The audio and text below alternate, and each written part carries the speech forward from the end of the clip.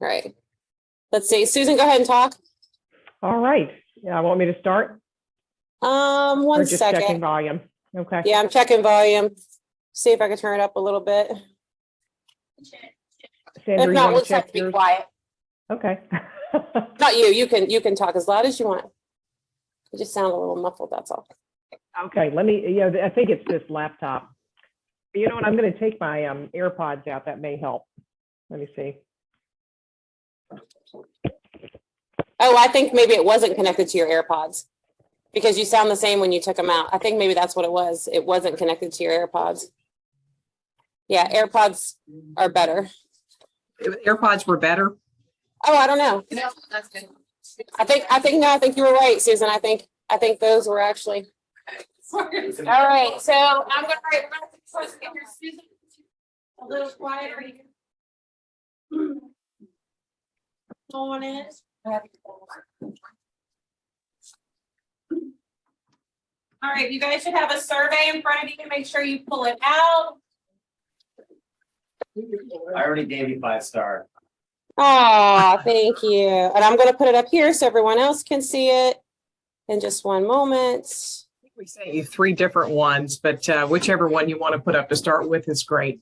So. All right, I'm gonna do this one first, Susan. Sounds good.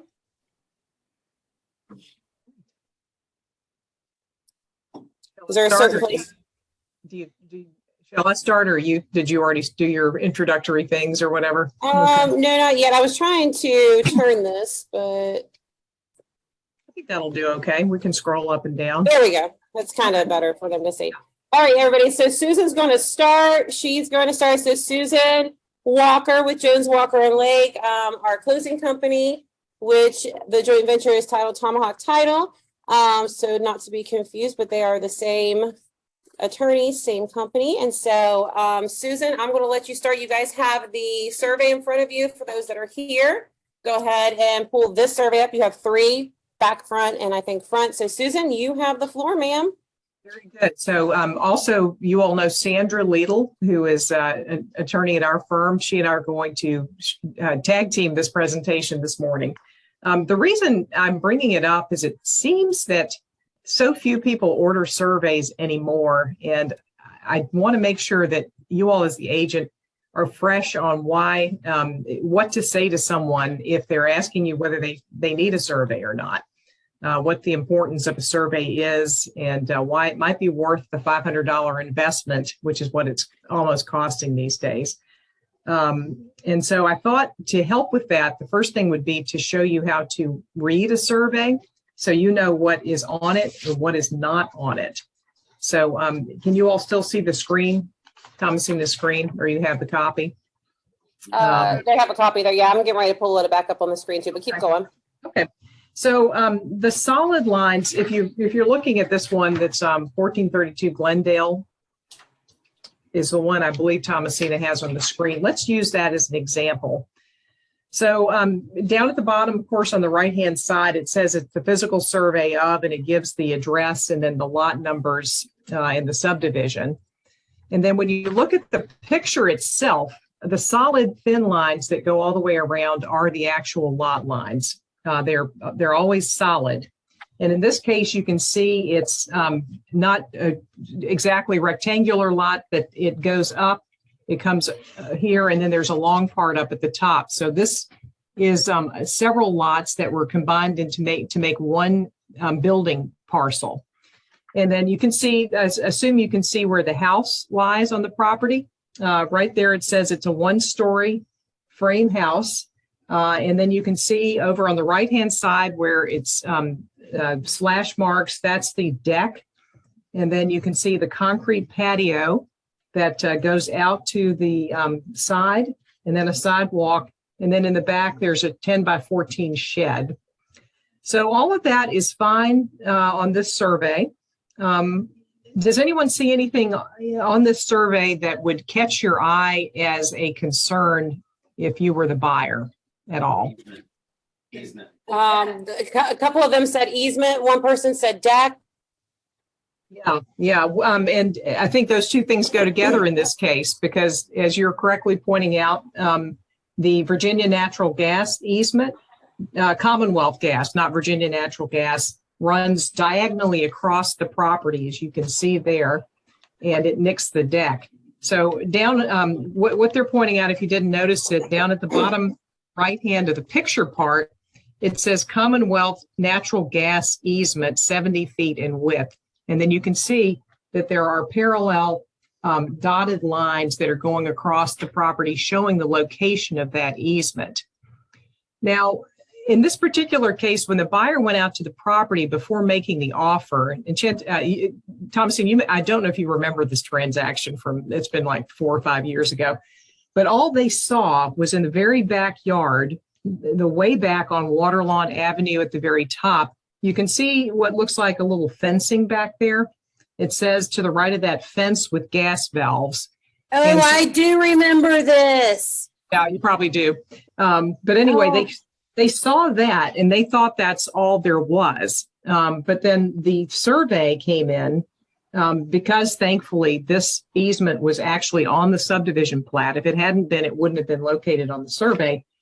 And when we get the survey in and send it to them, they realized that the majority of what they thought was their yard is encumbered by this easement. And not only that, what it means is that there is a gas pipeline that is running under part of their property.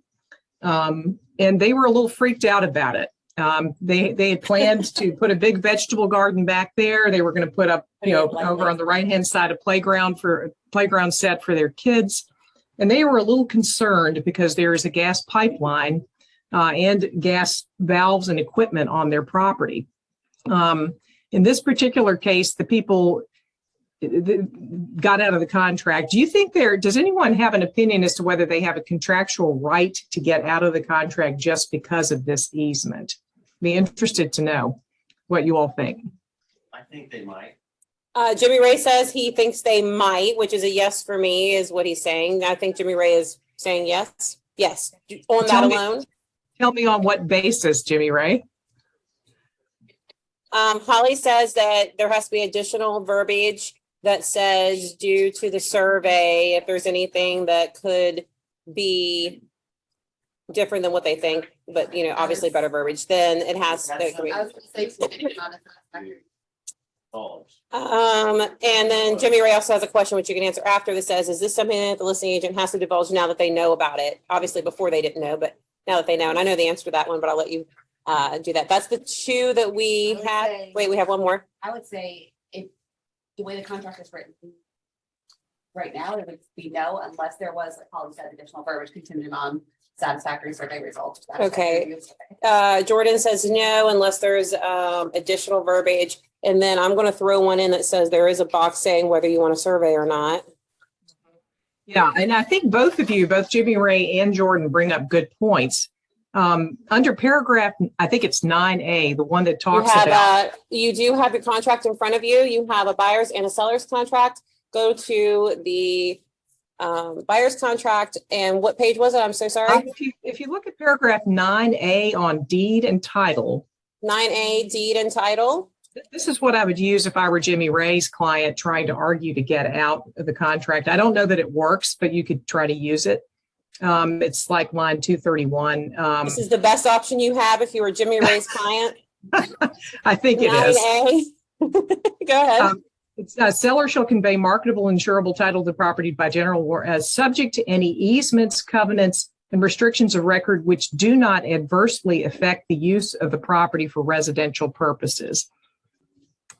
I mean, I don't know, Sandra, if you think that would win the day. That's too vague. It's like what is considered adversely. Holly says she thinks it's too vague because what is considered adversely as far as terminology? And Sandra, I think, was trying to say something. I mean, I could argue both sides of it, depending on who I'm representing. That's what lawyers do. We argue both sides. One of you has to choose one side and one of you has to choose the other. Yeah, I mean, I think I could argue for Jimmy Ray's client that that it encumbers it adversely encumbers, it makes it so you can tell I'm not really believing this argument, but that you can't That's really. okay. You've chosen Jimmy Ray and you are now his attorney and you are arguing for him. Sandra, you are the seller's attorney. What do you say? That how is it going to adversely affect how you're using the property? It's underground. There's no guarantees that it's going to, do anything to your property. I'm going to come back and say, Oh, Jimmy Ray says, Susan, please help. I can't put my pool in. So Susan says, well, I would say privately to Jimmy Ray, you didn't make the contract contingent on being able to put together a pool. But I could argue to Sandra that, you represented that this basically, if I try to do anything in the easement area, I have to have the permission of the gas company because they have an easement over the majority of the property. And that could not have been reasonably anticipated when we entered into this contract, that so much of the property was encumbered, and it's in excess of what would be deemed reasonable residential, or a normal residential easement. oh, that's not reasonable, Sandra. What do you say? I don't like being put on the spot against Susan here. I think Jimmy Ray wins. Well, I would say, how would the seller Wait, just know? gonna say that wait, you have a side piece here. I George would says- say, how would the seller know or have been able to disclose that if they didn't have a survey beforehand either? So therefore, if neither one of them knew. But if they didn't disclose it, it still doesn't negate the fact that it's there. Oh, sorry, Sandra. But it's a buyer beware state, so.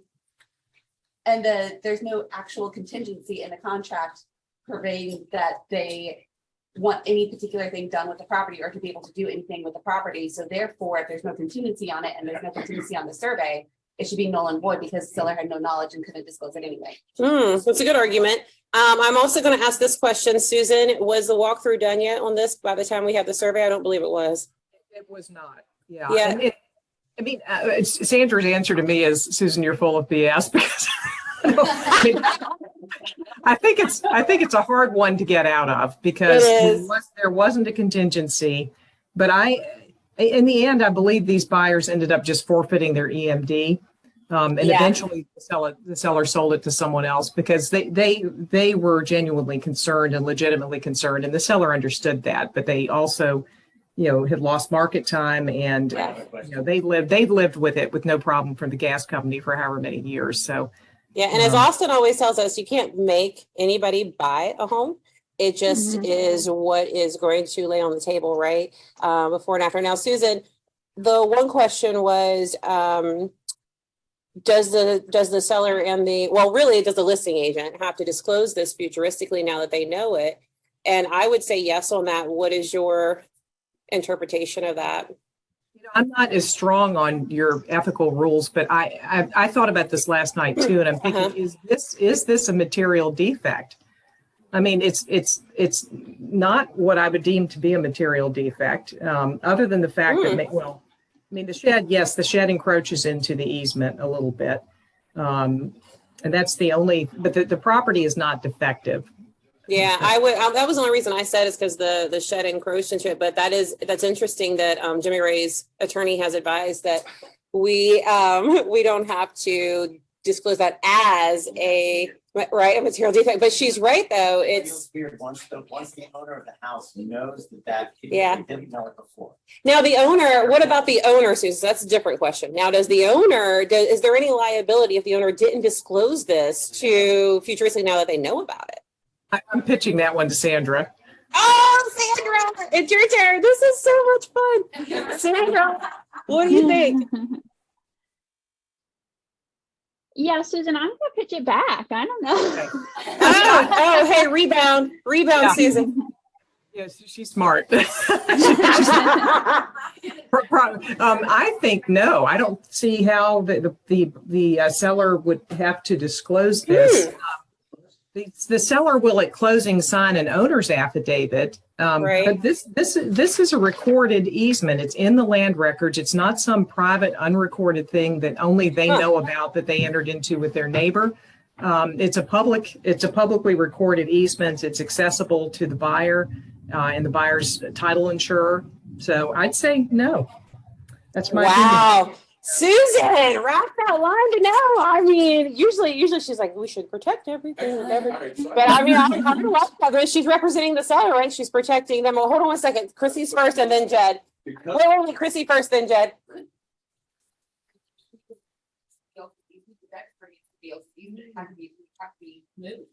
I believe that was a city easement though, wasn't it? It wasn't somebody else's easement, if I remember correctly. Wasn't this a city easement?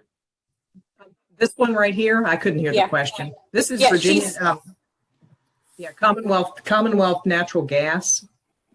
Yeah, No. but isn't that an easement for the city? It's not an easement for another property, right? Right, it's not for Yeah, another this was property. a It's city for, easement. it's for the utility company. Yeah. So what happens, okay, so like if you're going down Kempsville Road, and you see that big wall that's there, that big brick wall they put up? So I have a property there. And when they put that big brick wall up, it doubled the yard size of that rental property, right? So they can utilize all of that. What I told them was, don't ever ask to put a shed or anything there, because if they do, what the city can do, because when they put that wall up, they advised me, they can actually come, if they have to go in for any utility, they can tear it down and they do not have to rebuild it. So they can tear it down. So it's not any violation as far as like, they can go to jail or they're on someone else's property. It's city property. No, nope, they will not be considered material. That will not be considered. Especially that small, yeah, Go ahead. the small corner of the deck doesn't go anywhere near where the pipes are run. So the risk of that deck being in the way or damaged or removed is minuscule. But it is there. But it's there. It is there, but there's still not a material defect. Not of a it. material- But by Yeah. the rule, the city could come through with a saw and. just- Yes. They can take the whole building. What is it? Hey, they could just take the whole building and let it fall down. There's nothing they can do about it. Right, they have every right to do it. Correct. What was your question, Jed? Oh, that was it. Oh, that was it. Okay. Yes, Holly.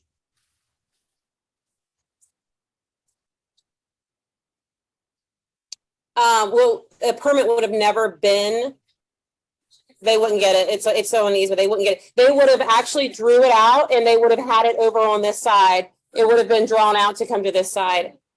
Hold on one second. We have one question in the chat. Perhaps, I like that, David. Perhaps if checking the box to order a survey, add additional verbiage in the other contingencies that there are no encumbrances on the survey that would impede in future construction as a potential out for the buyers. Yes, you definitely can add verbiage for sure. I'm going to go to Cindy, I'm sorry. Lucy, I'm going to go to Lucy for verbiage on that. If we did check survey, we will protect our buyers that you are comfortable with the verbiage in there for an out. Me under the bus, why don't you? No, it was just like a scooter. Well, It wasn't a bus. It's going to be, buyer reserves the right to terminate the contract and receive all earnest money should survey show anything buyer is not comfortable with. I think that does cover it. I mean, if I were the seller, I would come back on that and ask. for- Okay, wait, Susan's switching sides. Susan's on the other team. Okay, seller, Susan.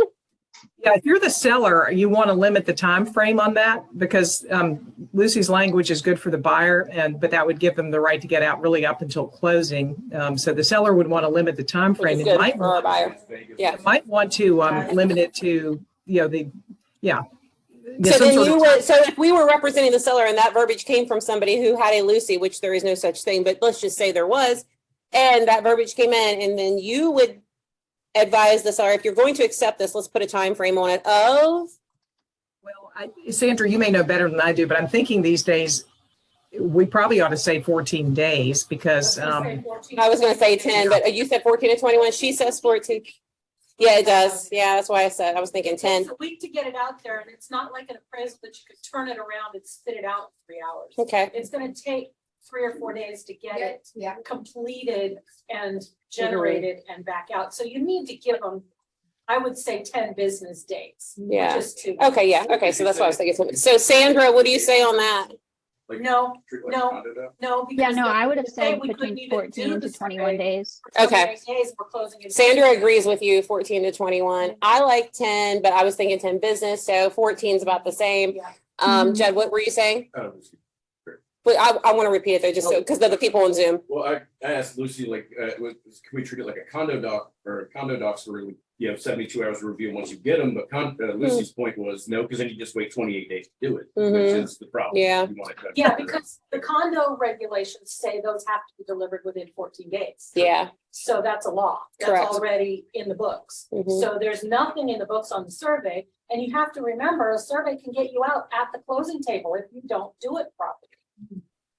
There is no timeline on a survey. You can walk into closing, waving your survey, and if you've done your contingencies properly, your buyer can walk and get their money back, and the seller's left going. If y'all could have seen that, it was so good. All right, well, Susan, continue. This has been eye-opening and quite glorious. And I am really enjoying buyer side, seller side with two attorneys. I'm not going to say that I'm requesting two attorneys from now on because I know you're busy, but it's been quite fun. I think just in continuing with, how to read a survey, there's some things a survey won't show that people think they will show, like it's not going to show trees. So you're not going to be able to look at the survey and know if that pine tree is your neighbor's or yours, the one that's leaning over your house. It's not going to show the hedges or anything that's under the ground. So, like if you're trying to find the septic drain field, the survey is not going to show it because there's no above ground indication of where that is. So what you can do is if you're interested in knowing about where if the tree is on your property or not, the surveyor will put some sort of temporary markings on the ground where you can see it, but those aren't going to last. So you either need to take a picture while those markings are still there or pay the surveyor to put a more permanent stake in the corner that the neighbor can see and would be harder to remove if someone didn't like what they saw there. So just now remember, that is, Susan represents Virginia, so North Carolina does show underground utility. Go ahead, Tina.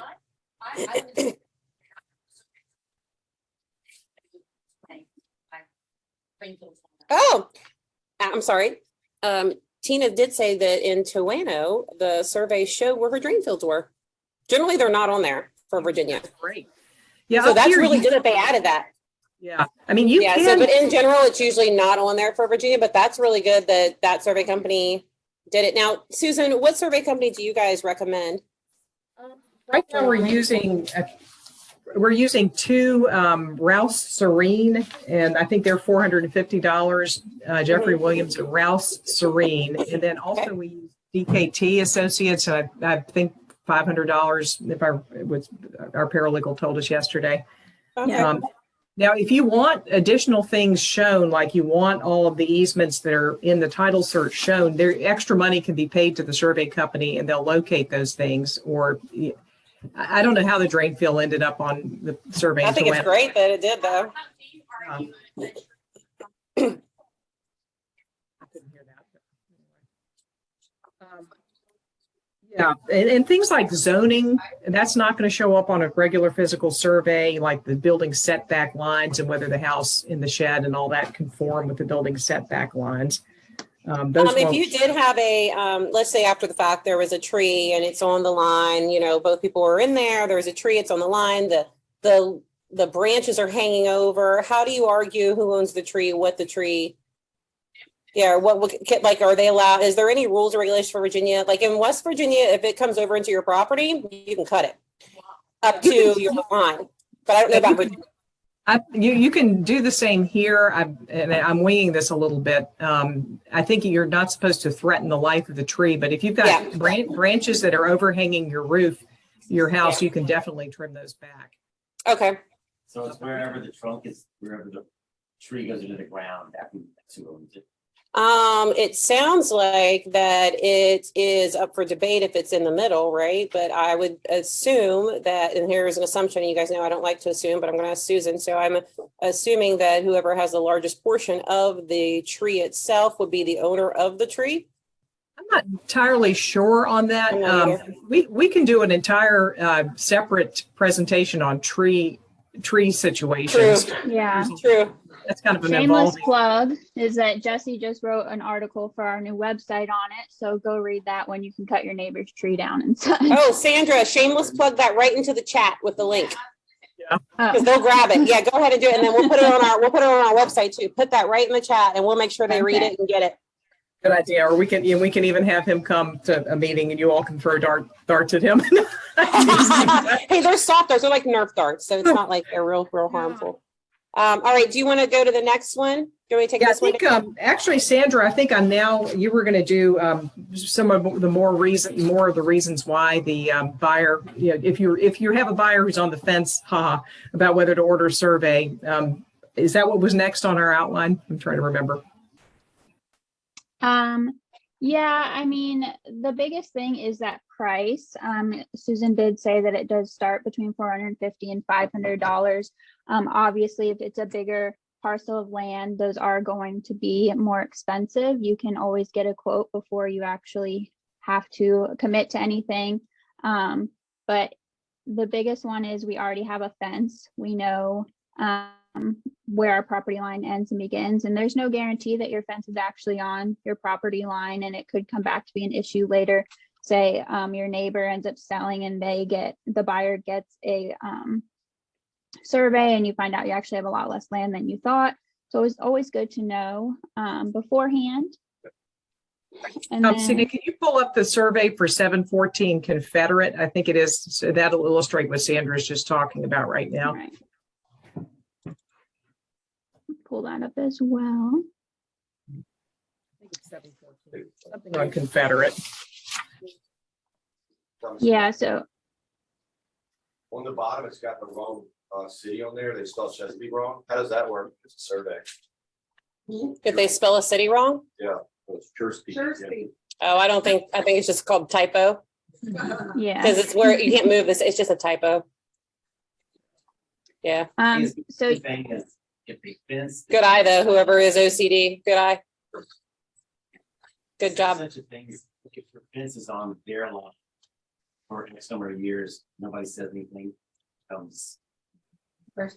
Okay. Yeah, adverse possession, unless property ownership transfers or changes, then it's different. So I'll give you a quick story on this. So my neighbor. So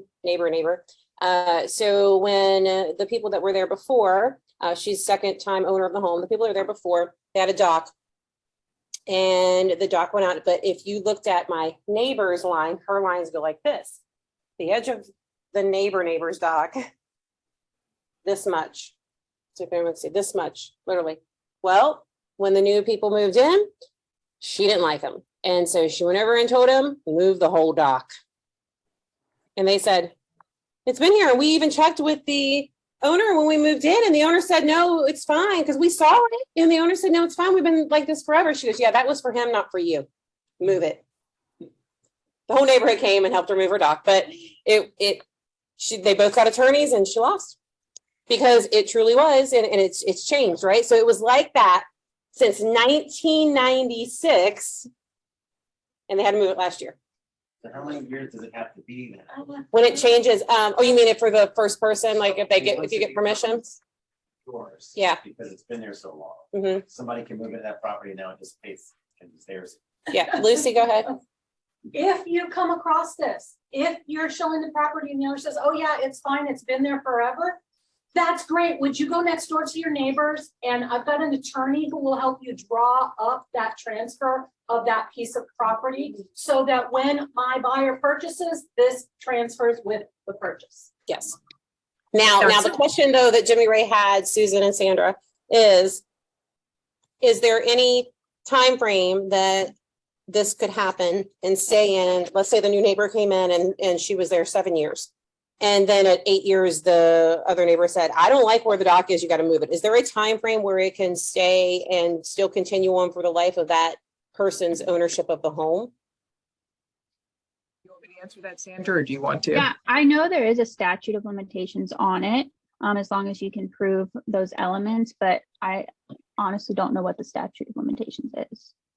It's either 15 or 20 years, but the problem is it can't be permissive in other words, the use of that area of property would have to be, the elements are open, notorious, hostile, and continuous, which are kind of. Wait, say that again. Elements are open, notorious, and hostile, And And continue. and continuous. continuous. So if the neighbor was giving permission, that's not hostile. That is, a relational Yeah. thing. So the only fix there is what Lucy was suggesting, and it doesn't have to be a conveyance of the property. And in fact, I would suggest that it not be, because then you may have to have a re-subdivision plat recorded to move the property line, and that may require city approval. But you could do an easement agreement for it, or an encroachment agreement that allows it to stay in its present location. And there could be conditions on that. We draft those probably at least 2 or 3 times a year. We have to do an encroachment agreement or an easement agreement for something that's, Yeah. not where it's supposed to be. And that way you don't have to get city approval to move the boundary or to transfer some of the property. You just have permission. Is there squatters' rights in Virginia? Yeah, and that's what we're talking about. It's called adverse possession, but it has to be something That was a where. question in the chat. Yeah, and that is the thing that has to be open, notorious, hostile, and continuous for, I think it's 15 years. It could be 20, 15, but it's okay. long. You can, Okay. um, So you can somewhere string- between 15 or 20. Yeah, you can string together successive owners. It doesn't have to be the same owner for that period of time, but you still have to prove it. That it. If anybody has their phone, if they can Google adverse possession, state of Virginia, let's see what the years are. Yes, Craig. Which one is more, I guess, cost effective for both parties involved, if they wanted to, like, say, give away part of the last 2-3 feet of their fence line to their neighbor, for something like that? Which one would be probably the easiest route as far as cost effective and the most, obviously, it's all gonna be legal, whatever you say, but the most cost effective and easy, what's gonna be easiest and fastest and all that from what you just talked about? To be able to, for the neighbor to buy the 15. other neighbors. And it's 15 years. It's 15 years, Susan. You were right. Thank you. Yeah, go ahead, Sandra. Well, I just wanted to make sure I understood the question. What's easier, either like to get the whole a re-subdivision plat and have your new owner own your portion of the land, or to just sign an easement agreement and then have it recorded? Are Is they that- going to was own that it or the just have question? permission to use it? Whatever's Yeah. easiest, that's what I'm asking. Definitely. Whatever's easiest and costs less. Permission would be. Definitely just an easement agreement. Yeah. Yeah. So I actually just had a client that found out a little portion of the garage was on the neighbor's land, and we went back, and back in the 80s they had recorded permission for that easement, and it was specifically stated that it also applied to any future owners.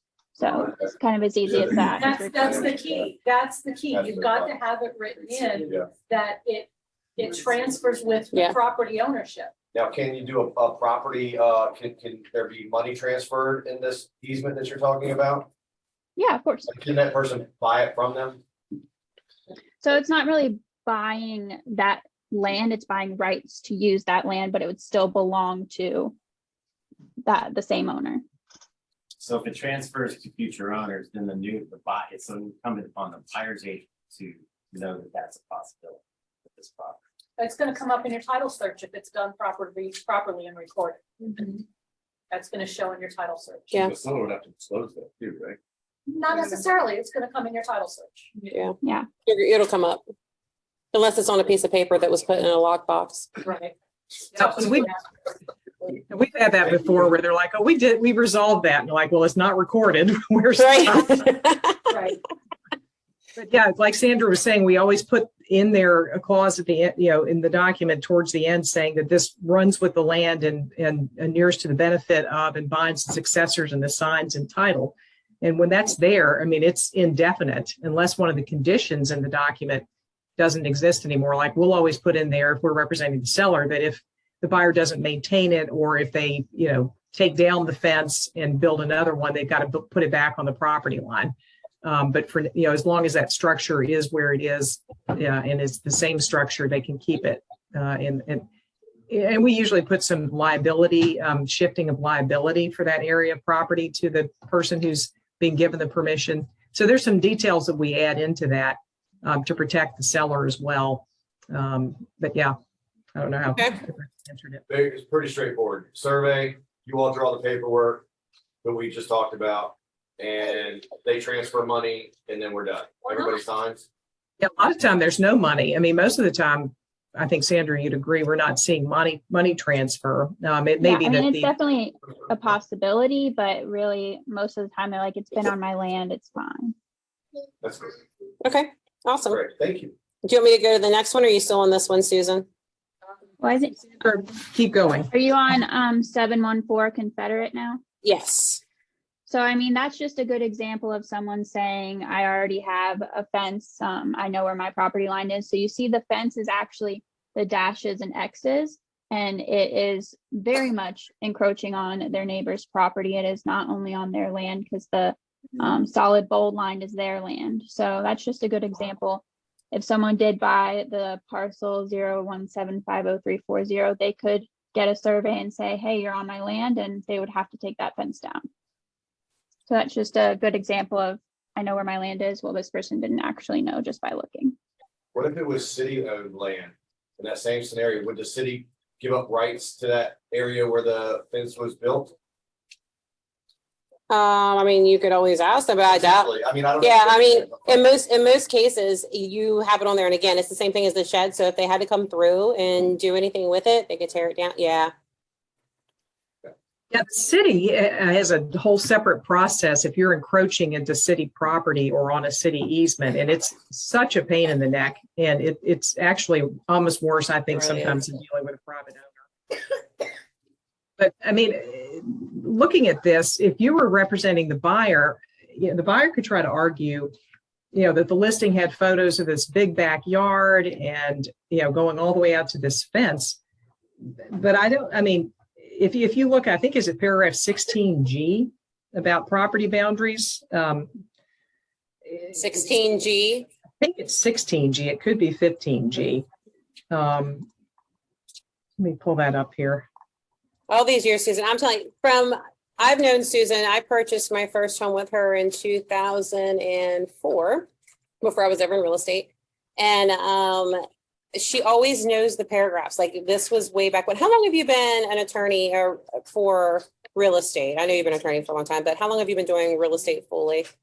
Probably off and on since 1989, but probably concentrating on it since about 1999. But yeah. And yeah, so she's been concentrating on 99. I knew her in 2004, and it was early 2004. So if you can get to a point to where you can start pulling off paragraphs, I can do it every so often, but she can do it like that. And it's so impressive to me. And I think that is something, and I know that it takes study and different things, but if you could ever do that when you're on the phone with a client, I did it one time recently with Jimmy Ray when he had a question. I was like, turn the page. He was like, well, there it is. And I was like, oh my God, I felt so good that I actually knew exactly where something was, because it changes all the time, right? But it's so impressive to me. And I think that when you do it with a client, you're like, hey, you have a copy of your contract. Okay, look at paragraph XYZ. Like, if you just learn the subjects of each paragraph, you'll know which paragraph to go to or have somebody reference. And every time she does it, after all these years, I'm still blown away. I'm like, she knows exactly what paragraph we need to go under, because she knows the subject of every paragraph. And then she will look and see what's in it. But anyway, go ahead. I think they're there now. Yeah, it's a line like line 559, talking about the buyer acknowledges and agrees that buyers undertaken any and all investigations buyer desires with respect to obtaining measurements of the property, including square footage of rooms, the acreage of the lot, or other measurements related to the property, and finds all such measurements to be acceptable and shall not use the size, acreage, or square footage of the property as basis for any termination of the agreement. So, I mean, and then it goes on to say they hold rain and the agent's harmless. So, I mean, that boxes the buyer in. So if you get a survey like this, I mean, if I were the listing agent or the seller's attorney, this makes it kind of tough to get the buyer out of the contract unless there was that contingency Lucy was talking about. So, yeah. You mean, How could it be built across that? it's usually the older one. So, rezoning comes in over the years, things get moved, happen, but it can happen with newer property, and people have just screwed up with you know, what has happened, but it's mostly older ones that you see it on. And then it's usually the fence, not so much the road. It does happen. I've seen the property, I've seen the garages and whatnot. And then, you know, it's more strict now to get the permit, whereas years ago, you could actually build it and then have somebody come out and give you the permit. I mean, years ago, right? And so, I mean, there's sometimes that people have never even got permits, you know, but there's different circumstances, but it usually leads back to years previous. Well, if you get permitted by the city, they give you a permit to build a structure.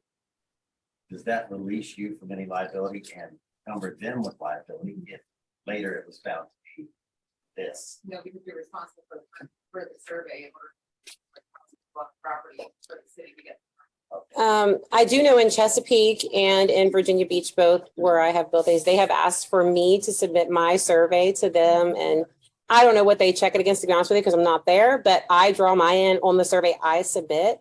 And so there's also paperwork you sign when you get the permit. And I can almost guarantee you that in that paperwork somewhere it says that if there is encroachment, that it's on you and not them. I would almost bet that it's in every city. And not just the ones that I've done it in, because the city would be crazy not to put that in there, you know? Yeah, the city isn't going to take responsibility. And we had one where the city gave a permit to construct a sunroom and there was an actual water line running underneath that. And of course, the city, you know, is not liable for having issued that permit. So, which is crazy, but yeah. Okay. Oh, wait, we have one question. Christy? So bringing it full circle, if we did what we talked about with putting the survey language into the other contingencies portion, would we also need to, however, strike through 16G portions of it? I think the specific contingency will override that. I was gonna say, I think it will override it. It won't hurt to do it, but I think it'll override it. Yeah, I think in the contract, it actually says anything written in overrides any previous. Yeah. verbiage. Right, but Also, then the more- also with our home inspections, we talk about how. we Correct, start- because it's in other paragraphs, yeah. It wouldn't hurt. I would say in the body of the contract, though, be careful because you're raising red flags. Yeah. Hey, we're doing stuff to screw you. Mhm. Yeah. This Yeah. is you looking out for me to Yeah. the detriment of you, so take my contract, not. Yeah. And you feel that you could still argue what we said without striking through any of that, just having. You definitely can argue it. Yeah. But if you want to be 100%, yeah, you definitely could do that. It wouldn't hurt anything, except for, like she said, draw the red Yeah. flags. Yeah. Yeah, I mean, Yeah. you don't want to look When like. the buyer's market comes, right? Yeah, you don't want to look like you're somebody who's going through and, you know, sometimes we'll get an out-of-state attorney from New York or something who Oh, runs through yeah. everything in rate contracts. I just got one from California and I was like, what in the world is she talking about? I was like, oh, she's California. She has no idea what Virginia law is. Got it. Right. So Sandra, I'm going to turn it back over to you about what I think you've pretty much covered this of things to do if the survey does show encroachments. Is there anything Yeah, else? I mean, no, you get that structure removed, enter into that easement, do nothing if it's really something kind of minor, and it all depends on your neighbor, really, if you guys can come to some sort of agreement or not. Did you need anything on 2448 Cedar Road, Sandra? So that one's just a fun one to see how half of the actual property is not on the parcel of land. The gentleman who bought it is actually in the business of buying and kind of redoing homes, and we got this after the fact so that he could have it when he sold the property. So it's kind of a nasty surprise, but it's just another, you know, reason that you should get your surveys before you close. Yeah, this is an older property, I think in Hampton. Is it Chesapeake or? Oh, yeah, that's where the misspelling yeah. is. Yeah, it's Chesapeake. And when I see something that's that bad, I have to think there had to be some sort of mistake sort of- in, you know, where, you know, a quarter of the house is over the property line. You wonder, is there a mistake in the monumentation, you know, where the surveyor, I'm just trying to think, how did this ever get this way? It's just so bad. Yeah, and that one's really hard to fix because it's the house. It's not an ancillary structure, and so you probably would need to get try to acquire that portion of property from the neighbor in a situation like that, I would think. because it's just really hard to fix otherwise. With Yeah. it being the house itself. If it were a shed, if it were a detached garage or something, it might be something we could get around a little bit more easily. But, Any other questions for Susan or Sandra on these? Does the chat look okay? Joe's the chat okay? Just double check the chat real quick. I know we've gone way over. Yep, okay, that's good. All right, Susan, I'll let you continue on. Everyone here is good with questions? I think the only other thing we were going to say a little bit about related to the survey is, does anyone know what an elevation certificate is?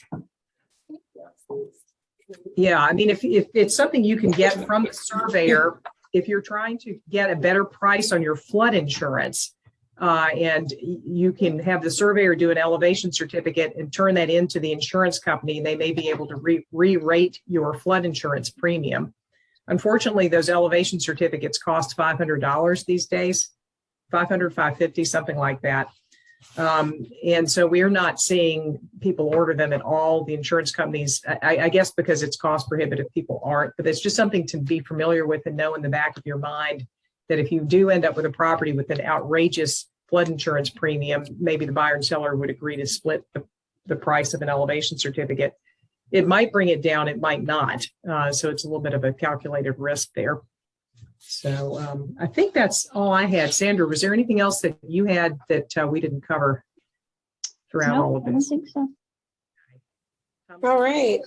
Well, everybody, so now you know we have wonderful attorneys, Susan, Sandra, Austin, and we have a wonderful broker who answers your questions, which is Lucy. So round of applause for all of them.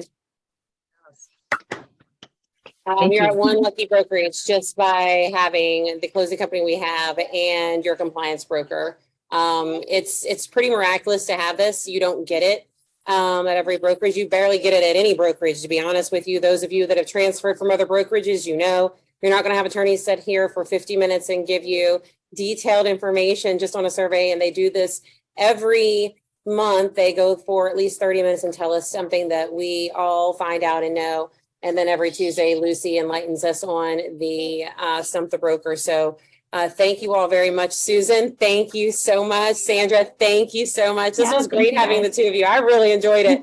Our pleasure. Yeah, and we'll see you all next month. Okay, thank you so much. Have a good Thank rest of your day. you. Bye-bye.